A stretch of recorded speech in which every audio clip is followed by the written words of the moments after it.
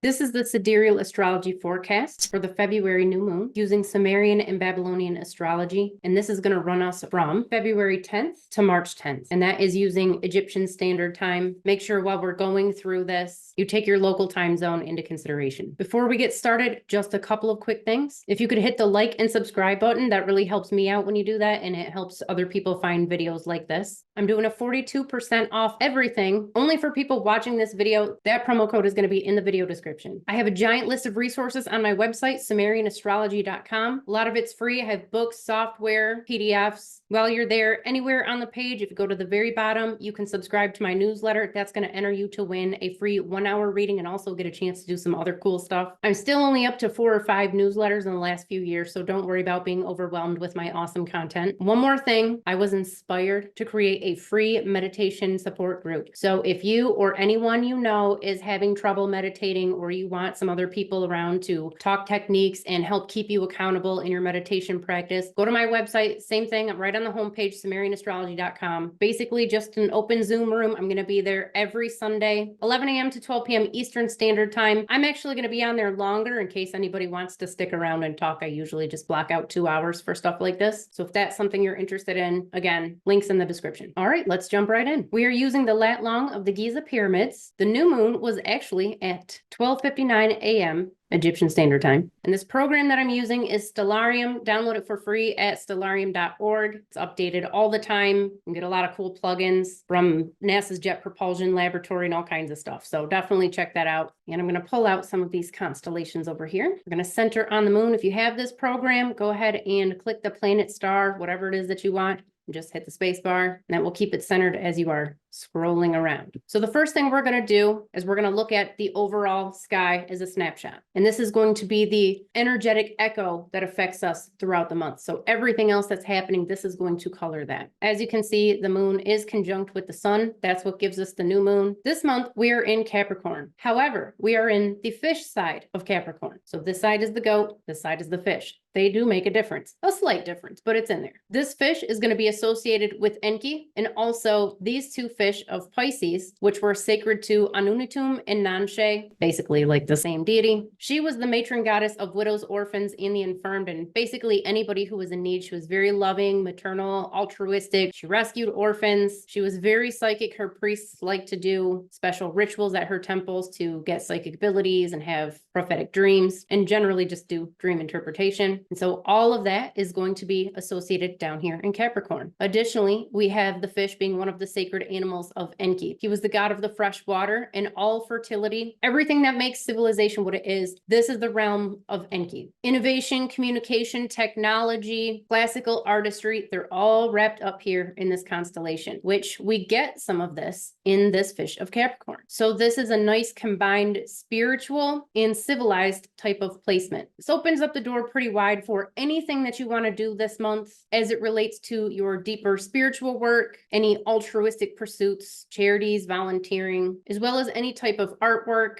creative projects, communication, especially so if this relates to your career. We know that with Saturn being over here in Aquarius, and we'll talk about that in just one second. It's really important to understand that this constellation right here is the most affectionate and nurturing of all of the constellations. Anything you've heard about Capricorn being very cold and domineering is based on an erroneous association between Saturn and Capricorn. And honestly, a lot of the Saturnian traits have nothing to do with being cold or domineering either. Both the Roman deity Saturn, which the planet is named after, and his Greek equivalent Cronus were these very successful deities. As a matter of fact, Cronus in particular ruled over the golden age of mankind. The Greek philosophers and writers, they would talk about this as though it was basically equivalent to the Garden of Eden. No one got sick, no one died. And so Saturn over here has nothing to do with any of those negative traits, nor does Capricorn. I just want to make that clear. I know a lot of people, when they hear they have Capricorn in their chart, they get very upset because they've heard all of these horrible things. None of them are true. This is the most devoted, most selfless of all of the constellations, very affectionate, very nurturing. Yes, sometimes strong Capricorn in a chart can make you more of a workaholic, but that that really just has more to do with you devoting yourself and pouring all of your love and time and energy into the things that you care about. And a lot of times people care about their career and their job, but it can easily be poured into family members, relationships, artistic projects, all of those things. This was originally a deity known as Ninurta, and he was an adventurer. He was a healer, a slayer of demons, thus a healer. He was also associated with innovation in agriculture, irrigation. He helped humans as they transitioned out of hunter-gatherer society into agrarian society, although it's possible that we started our agrarian journey long before the mainstream suggests that we did, but that's another conversation. Either way, Saturn's going to tell us what we need to do to thrive in the material world. This month in particular, but as long as Saturn is in Aquarius, which is going to run us into next year, we need to be communicating. We need to be embracing technology. I'm not saying put a Neuralink chip in your head or anything like that. I'm saying use the tools that your ancestors, modern or ancient, worked very hard to develop so that you can live in wealth and comfort.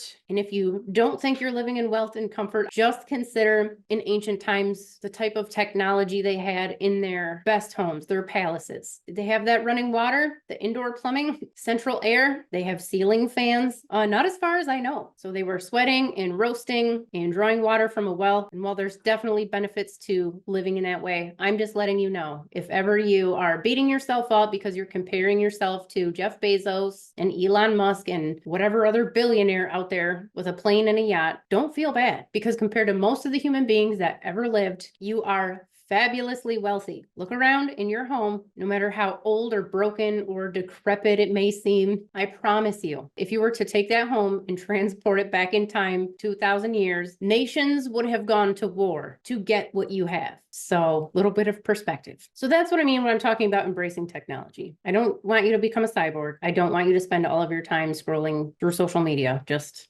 use it as a tool for your benefit because it's here. It will swing back around here, but I want to go through the sky this way. Over here, we have Jupiter still transiting Aries. This tiny little constellation was Luhunga. It meant the hired man, and it really was just a shepherd. It was not a sheep. It was not a ram. It had nothing to do with stubbornness. It was a little guy who came in to help work the field in the springtime. All of the power radiating out of Aries is really coming from this fish of Pisces right here and the head of Cetus, which is basically where Jupiter's at. You can see if we had to pick between one of these constellations, it's definitely much closer to this head of Cetus. Now, this was originally Tiamat. She was the Babylonian mother goddess and the primordial mother of all existence. She was embodied in the salt water, and her consort Apsu was embodied in the fresh water. So they mingled together and they created the first race of gods, also known as the Anuna gods or the Anunnaki, which I'm sure if you've been on YouTube for more than 5 minutes, you've heard all about. I assure you, most of the videos about the Anunnaki have nothing to do with the reality of what they were. I will be making a video about that, debunking all of that stuff. So be sure to subscribe if you haven't already. As the primordial mother goddess, and in conjunction with this fish of Anunnatun or Nanshe, we have primordial and sometimes even chaotic creation. This is just raw feminine creativity. Sometimes a little on the darker side, not always, but this is the type of dark divine feminine that tended to frighten our male counterparts in ancient times. But it is very powerful, very spiritual, very psychic, and creative. With Jupiter here, this is a power time, a creative time. Jupiter was Marduk. He became the head of the pantheon in Babylon, and in the Babylonian epic of creation, he actually slays Tiamat, and from her corpse, he stretches her out and he creates the firmament. And if you read the original myth, it really sounds like he's creating the fabric of time and space. Obviously, they're using their own language to describe this, but that's basically what's going on. Jupiter's placement here is a phenomenal power time. Huge. I mean, it's massive. I would say that this is one of Jupiter's most powerful placements. It's not always good. I'm just going to be honest with you. Jupiter, this supreme power, is raw creativity, very masculine,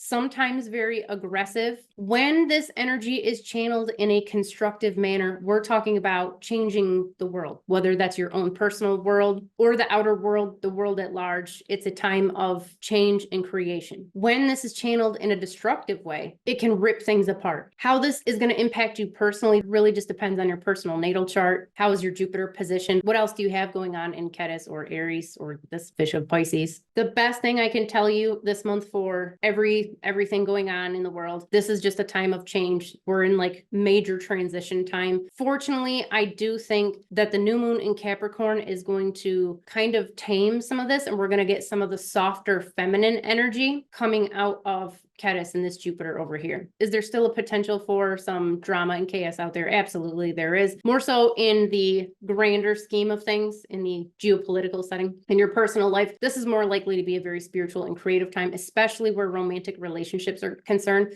Jupiter is a very sexual planet. It's one of the planets that we look to try to find out about your romantic partners, your potential marriage partners. Also twin flames. This is a very strong twin flame in soulmate placement. And so this is going to be very active. As you can see, this is going to be here well into May. So you have some time to take advantage of this energy. I can tell you this is a fantastic time to start anything new. This is very, very creative. Are you going to finish the things that you start? I don't know. That's going to, again, be dependent on your natal chart. Either way, it should be interesting. Swinging back around to the other side of the sky, as you can see, we have a very close conjunction between Venus and Mars. They've been swinging around with each other for quite some time. I would say that's probably part of the reason why things seem kind of volatile over the last year or so. Both Venus and Mars were gods of war and victory. And when they get together, they tend to, as far as global politics are concerned, they tend to become a little bit more aggressive, more assertive, and some of their warlike traits and desire to dominate really start to come out. On a personal level, this actually brings a lot of intimacy in your close relationships. I don't necessarily mean romantic intimacy, but that's definitely part of it. It just allows for deeper emotional connections on both the heart and sacral chakra level. In Sagittarius, we do have a little bit more control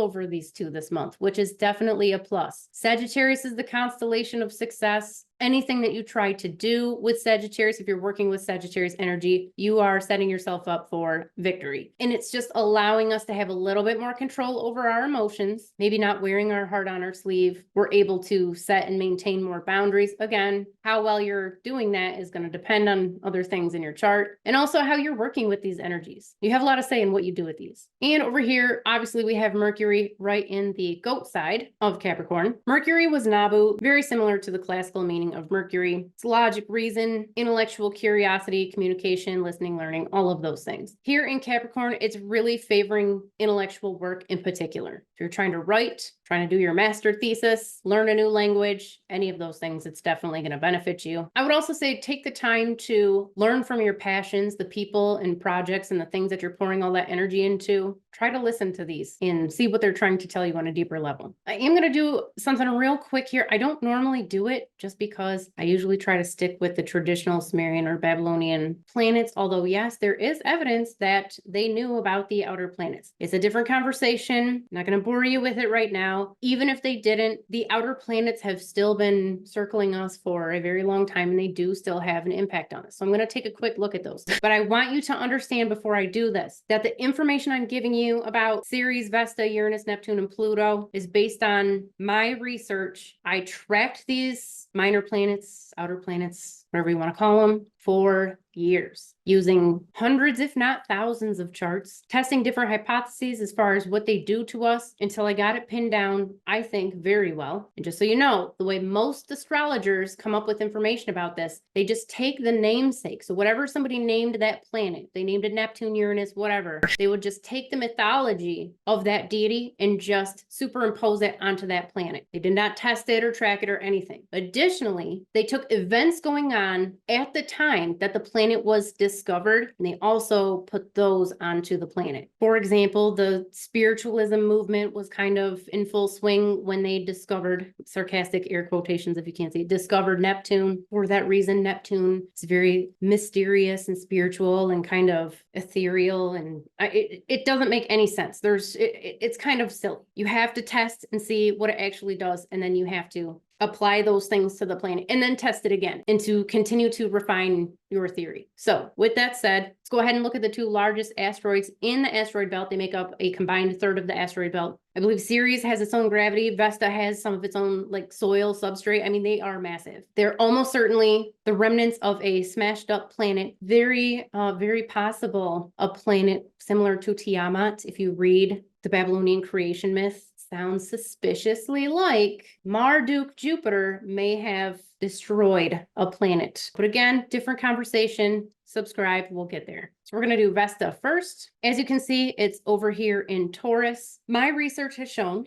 that Vesta very much relates to the physical body, your physical health, as well as your resources, your home, your career. And if I have to generalize it, I'm just going to call it a health and wealth planet. It used to be considered a minor planet, got bumped down to an asteroid, I think like in the 60s or 70s. But I mean, like I said, it's huge. Here in Taurus, again, we're favoring intellectual work. Taurus is very cognitive. There's a lot going on with Taurus. I'm not going to get into all of it right now. Suffice to say, Taurus is very cognitive, very curious. It wants to serve, it wants to learn, and it's just going to follow its curiosity. Considering this in relation to your health and wealth, obviously, if you have an academic career field or you are going to school, you're trying to get additional certifications, this is definitely going to favor you. Also, learning about your health, going down the rabbit hole, the health rabbit hole, please, if you haven't done that in life, like, please do this. You'll be so much happier for it. I doubt if you're watching one of my videos, I suspect you've already done this. So I'm probably preaching to the choir. Where Vesta is the internal physical environment that you are existing in. You're feeding yourself, you're getting your resources from your job, you're shoveling that into your body so you can nourish yourself and stay alive and thrive in the material world. Ceres is very much that outer environment that you're operating in. It's very similar to Libra as far as the tribe and the community goes. It is currently pretty perfectly conjunct with the galactic center, which is pretty much right about here, right in the midway point between Ophiuchus and also Sagittarius. This was Nera. He was a underworld deity. He had two snakes for legs. And I'm sure if you're familiar with the caduceus or the staff of Hermes, as it's sometimes called, the staff with the wings, and snakes winding up. That symbol goes all the way back to Mesopotamia, and snakes were associated with healing, medicine, and all of these underworld deities were master healers. This gives us the opportunity to do a lot of healing in the environment, in the community, in our tribe, in our personal relationships, not necessarily, I mean, yes, the relationships in the home, but kind of the outside too, the co-workers. This is a great networking time. If you have maybe burned some bridges and you have regrets about that, maybe this is a good time to mend some bridges.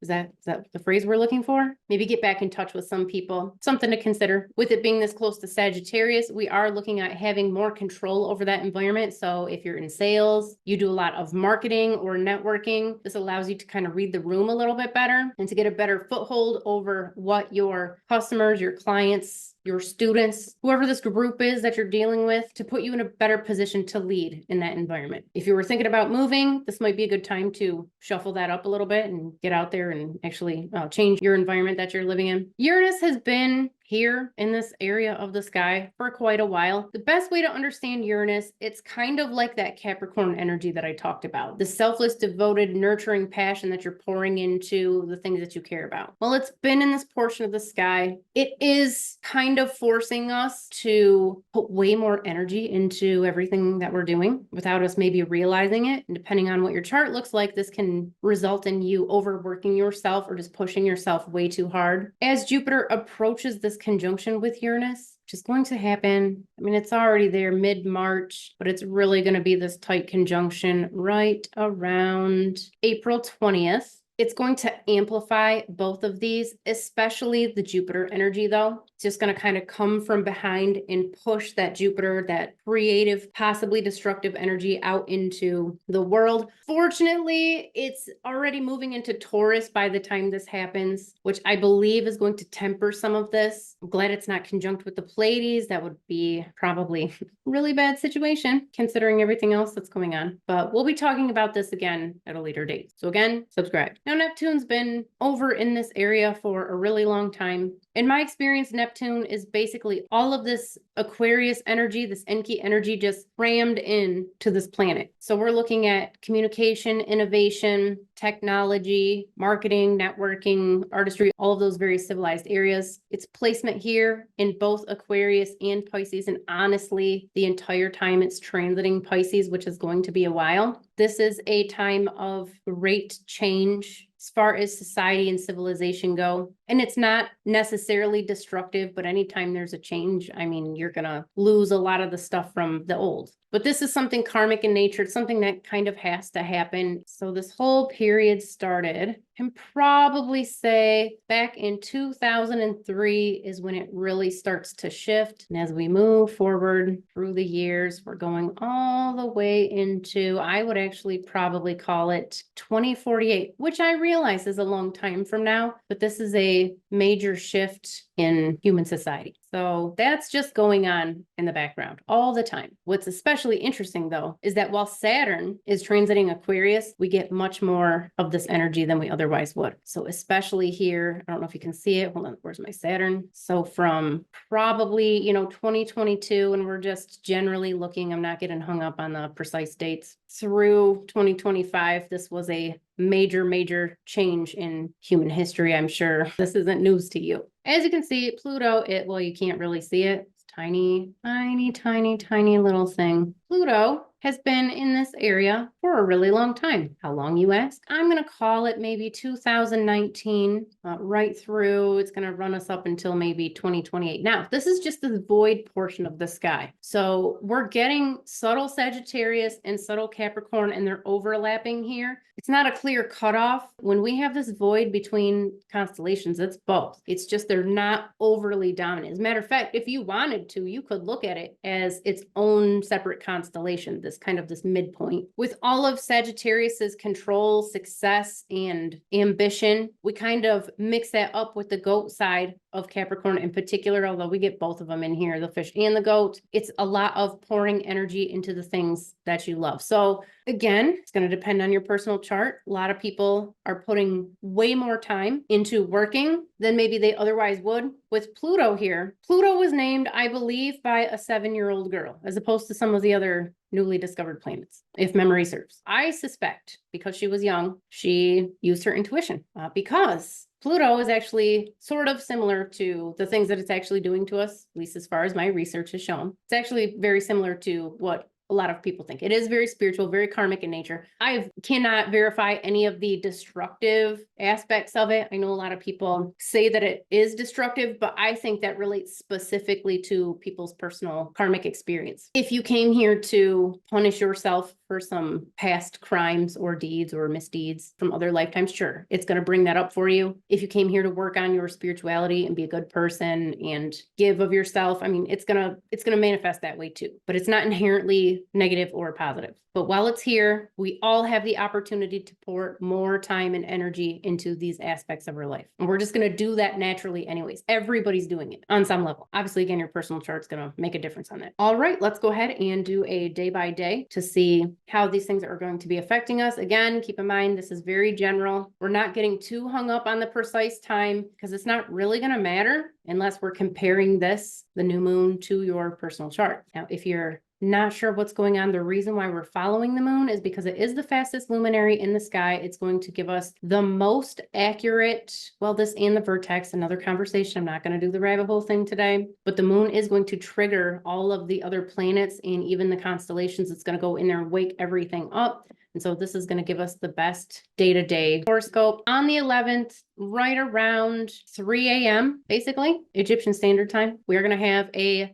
perfect, beautiful conjunction with Saturn and the moon. And this is going to intensify all of this Saturn energy. And again, Saturn is telling you what you need to do to not just survive in the material world, but thrive physically, financially, and just have an awesome life. So we want to channel all of this Aquarius energy, the civilized, artistic, refined type of energy. If you were waiting for time to finish some projects, some academic work that you're doing, writing, you're waiting for that time to compose that symphony, whatever it is, this is a good day to do that. I would also say any type of dietary changes, physical changes, working on your health is probably favorable too. As the moon goes into Pisces, this is going to wake up some of that Nanche or Nunatum energy. This is a great time to do any type of spiritual work, really. And this again is on the 12th, and it's going to last for a few days. But anything spiritual, anything on the psychic side, you want to do some deeper meditation, some special pujas, whatever it is, this is going to benefit you. And bear in mind, this is all while the moon is waxing. And so we're definitely taking advantage, or we can take advantage of some of that increasing energy as the moon is shifting through here. As we go into the Aries side of the fish of Pisces and into the head of Cetus. We are getting close to this conjunction with Jupiter, which is going to culminate right around 8 a.m. Egyptian Standard Time. Now, this is going to bring out the raw creative power from Cetus, but also the raw power from Jupiter. This is important because we have both this raw feminine power and the raw masculine power. This is a fantastic fertility time if you are trying to conceive children or you don't want to conceive children. Just keep in mind that this is going on. This can intensify your experiences with romantic partners. This can open doors to allow your soulmates and twin flames, especially on the romantic side, to come into the picture. This is actually a relatively good travel time if you have any type of adventure planned. Just be aware things could at times go, I don't want to say haywire, but there may be some unexpected things waiting for you, but they should prove very positive and it should be a fun adventure and experience for you. And through the 15th, we are going to get this conjunction on it's probably actually going to be the 16th with the moon in Uranus. And this is going to intensify some of that Capricorn energy that we talked about, which was wrapped up in Uranus, the passion, devotion, love, whether that is in your personal or professional life. So you may find that you have a lot more energy. Now it is kind of right here between Taurus and Aries. So sometimes the cognitive side of this can start to temper what otherwise might be just too much energy. Again, it's on the outside. It's not too close to the Pleiades. It could be okay. It could go either way, but we're still going to be feeling this for kind of a few days, a few hours at least. And anytime we're dealing with a lunar conjunction, I mean, you have a day or two on either side of it to really get the full effect of it. So the moon's going to go into Taurus, and this is going to wake up some of that curiosity. Fantastic time to learn anything at all. As it gets close to the Pleiades, though, I have an article on my website, SumerianAstrology.com. I can link to it if I remember. But the Pleiades is kind of synonymous with Mars. So this gives us a very strong Mars conjunction as soon as we start getting close to the Pleiades, which it will be on the 16th into the 17th. And basically what that's going to do, it's going to intensify our emotional sensitivity. I didn't really go into it very much this time, but Mars was Nergal. He was the god of war, death, and pestilence, and he was very easy to manipulate into doing things that were sometimes good, sometimes bad. He's very sensitive, very immutable. He got his feelings hurt. He's very much a macrocosm of our ego. So this can intensify some of those emotions, intensify the ego.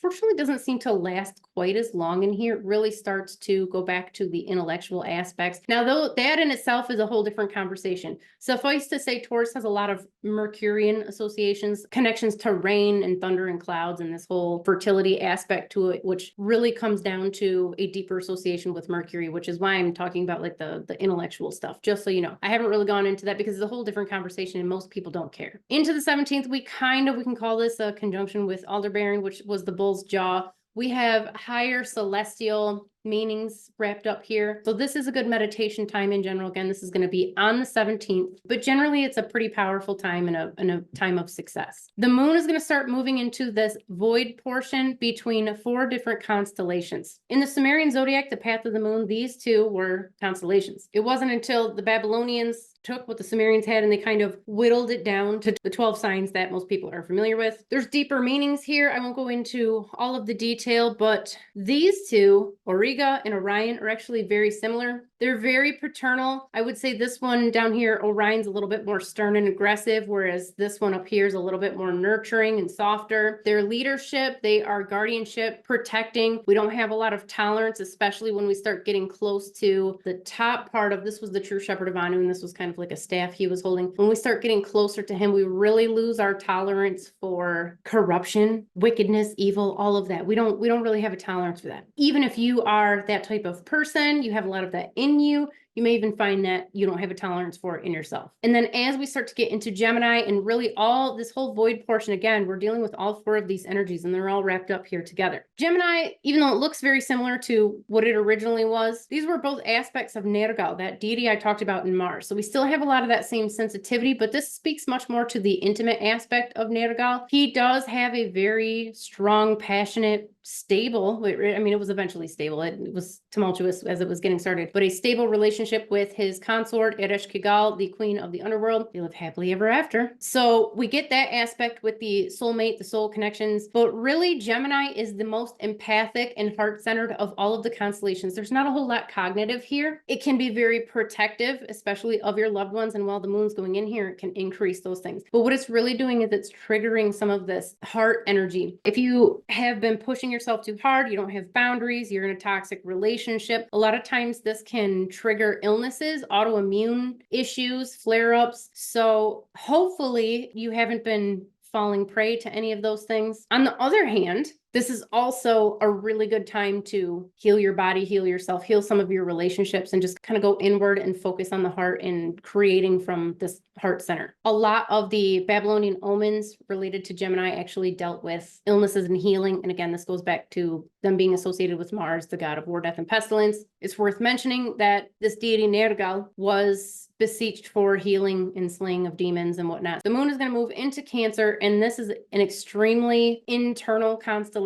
This portion of the sky related to the access point to the underworld. And what we're really looking at is the deep, dark inner world. So that scary place that you bury all of those things that you don't necessarily want to own up to, maybe some old childhood trauma, past life karmic stuff that you have suppressed. This is where you're shoving all of it. It's also the place that inner voice that's constantly just talking at you in the background, this is where that lives. So on the one hand, we can let the voice run and we can have an overactive mind during this time. We can become anxious and overly analytical, or we can take advantage of this energy and we can start meditating and start going in and taking all of the layers of all of that trauma and all of that stuff, all that horrible stuff that we don't actually want. We can start getting rid of that. The best way to do that is through meditation. Again, go to my website, SumerianAstrology.com, and register. It's totally free. It's just a Zoom room. I just have it open, and get some support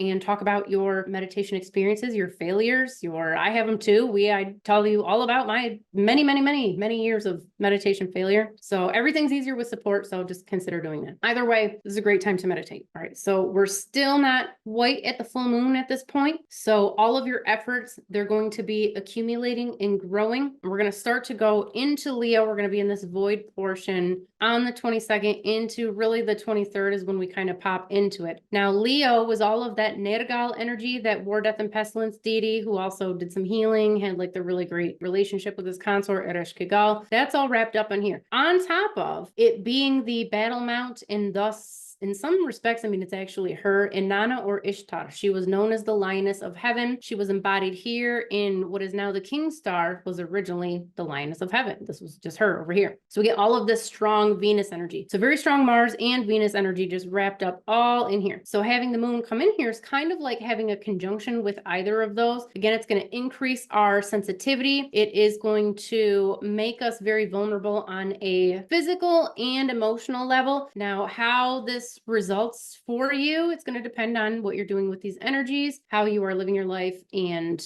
some factors in your chart. But for the most part, it tends to be very lighthearted, very creative, very loving. It's much more fun. Sometimes it can be adventurous, but this is much more like the internal adventure that we're dealing with. So, I mean, like I said, yes, good time to travel, have those fun, intimate experiences. I'm not saying like intimate, go hook up with, 100 people or whatever. That's not at all what I'm telling you. I mean, intimate as it relates to interpersonal experiences, kind of opening yourself up and allowing yourself to be a little bit more vulnerable. Now, this really peaks or is the most intense on the 24th. This happens to be the day of the full moon. As such, it's kind of going to color the next couple of weeks as we run back to the next new moon. We already noticed because of that close approximation to Venus and Mars that we talked about earlier in Sagittarius. But this can be on a personal level a very joyful time. On a geopolitical level, might not be the best. I mean, just for the following couple of weeks, namely because Regulus, the King Star, the breast of the lion, was Ishtar or Inanna, and she was the goddess of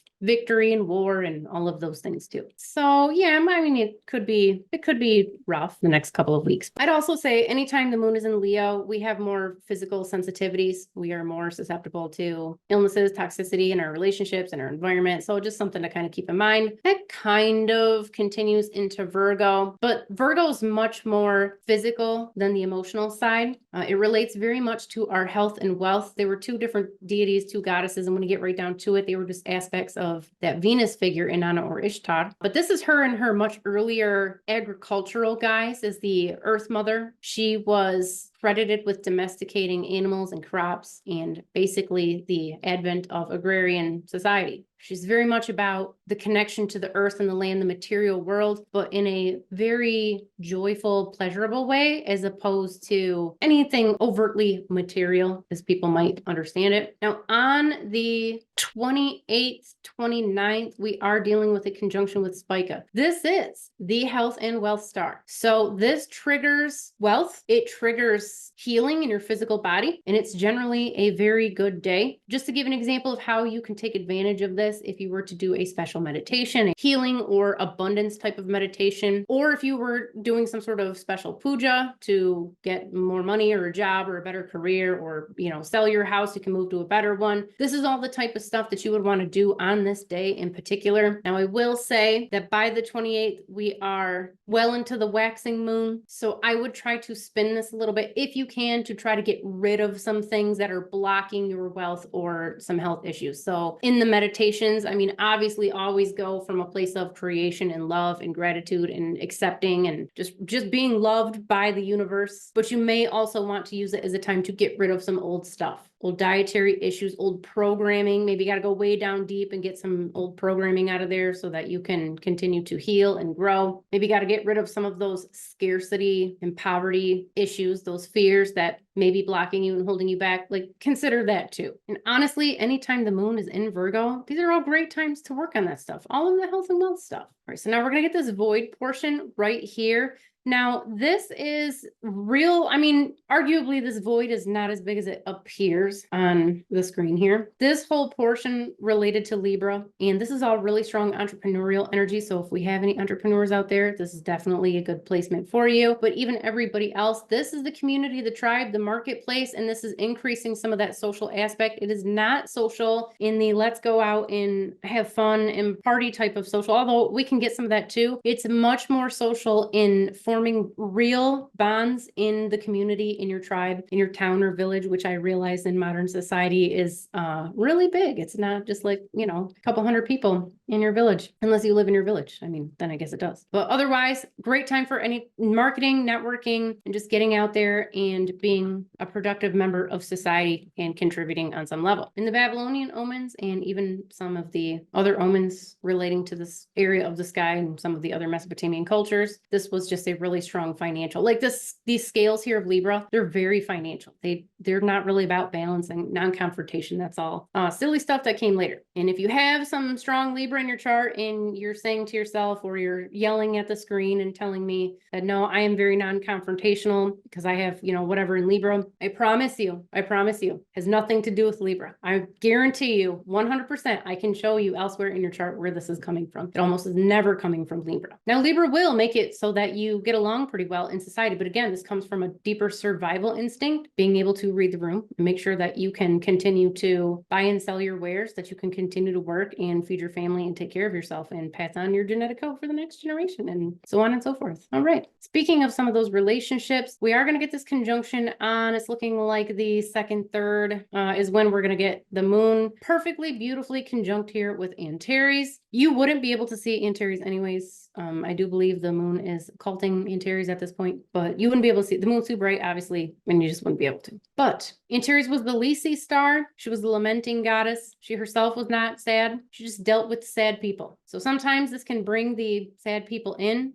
This actually really benefits people who are in therapy or working towards healing themselves. But also, if you have a career where you work with damaged, broken people physically or emotionally, this really helps you out too. If there's a time when kind of, you know, some strange people come out of the woodwork, it's sometimes around there. So just be advised. We start to get back into these snake legs of Nera. Great healing time again. The moon being conjunct on the 4th with the galactic center is going to open up our intuition. And this is right after the last quarter. And it's going to start going into Sagittarius, which is going to stimulate a lot of this successful energy. If you want to achieve anything, you need to channel that Sagittarius energy. This was Pablo Sag. He was the chief ancestor, and he was a master of the physical, material, and everything in between. If you know strong Sagittarius people, seems like everything's working out for them. That's part of the reason why. Now, on the 5th into the 6th, the moon is going to be transiting the body of Sagittarius, which was a Scorpion, by the way. So we have a lot of Scorpio energy wrapped up in here. It's a good time to make decisions, be decisive, and kind of take some risks and not worry too much. I'm not saying don't worry about the consequences, but listen to your intuition and then jump on it. Success lives on the other side of fear. And again, we're going to get this void portion that we talked about. We really trigger some of this nurturing energy in Capricorn, but then we are going to get this conjunction with Mars, and we're going to get it with Venus right through the 8th. I'm going to stop it here, but anytime that it's with these two, it's pulling both of their war traits together on the external level, on the level of global politics, on a personal level. This can trigger fertility. This can trigger close emotional bonds with people. If you are not trying to form a close personal bond, maybe you want to lay low during this period. And then we're going into Aquarius, which is going to bring us more communication, innovation, and generally be a much more artistic and open time. We're going to get this conjunction on the 9th with Saturn, which will help us all physically and financially for the most part. Now, if you have been neglecting your material status in your body or career, sometimes that can trigger some upsets there. Countries in particular seem to get the worst of that. So hopefully, are we looking at financial collapse? I don't really pick that up. I don't really think that's going to be an issue this month anyways. So that's good. But we are going to get our new moon. It's going to run us up right on the 10th. It's actually going to be at 11 a.m. So that is this month in particular. Let me pop back here and just talk a little bit about some of these other planets moving. So we do have, as you can see, oh goodness, this 21st, February 21st, we have this very beautiful conjunction with Mars and Venus. Intense. Whoa, super intense. Okay. Especially if you have something similar like this in your chart. I mean, this is a powerful conjunction. The good news is that here in Capricorn, it's making it much softer, more emotional, and kind of keeping them from going just total bloodbath haywire on the world. So that's good. So this is a strong fertility placement, and it's really just allowing you to pour love and energy into people, places, and projects that you care about. Either way, it should be exceptionally intense. It's going to open some empathic doors that you probably didn't even know you had. That said, a lot going on in Aquarius. If you are positioned to be an analyzer, you're in more of a cognitive field. I mean, this is a really big technological innovation placement. As you can see, we have the Sun, Mercury, and Saturn all crammed in here at the same time. Again, it depends on what's going on in your chart, but this can kind of temper some of this too. So we're not just a big ball of emotional bliss or despair, however this is going to affect you. We can really use this and balance most of them out. Either way, I would expect right around here on the 21st. I mean, it's going to be during this week in general. Don't be surprised if some big information comes out, some big breakthroughs. It could go in a lot of different directions, but it should be interesting anyway. As you can see, really on the 24th, 25th, 26th, 27th, 28th, 29th, 30th, and on the 2nd in particular, that whole time, I mean, this energy is just huge. This is the type of thing we would look for some wide-reaching global changes. Because they're in Aquarius, because we're dealing with the Sun, Saturn, and Mercury, it's really hard to say exactly how these are going to show up. On a personal level, these are epiphanies. These are breakthroughs, personal breakthroughs. Globally, again, probably relates to society at large and something to do with technology, communication, drama, and politics. The good news is that Venus and Mars are kind of splitting up while that's going on. So at least we're pulling apart some of that very strong emotion, and we can kind of approach these things a little bit more logically, but I mean, it's not going to be by much. And that's pretty much it for this month. If you have any comments, please for sure put them in the video description. I respond to everything. Eventually, sometimes it takes me a couple days. Or don't be afraid to email me. All of my contact information is on my website, SumerianAstrology.com. Don't forget about the promo code, the meditation group. I have a video with all of the moons and the constellations getting ready to come out this week. So be sure to subscribe if you haven't already. And I will see you then. Salima.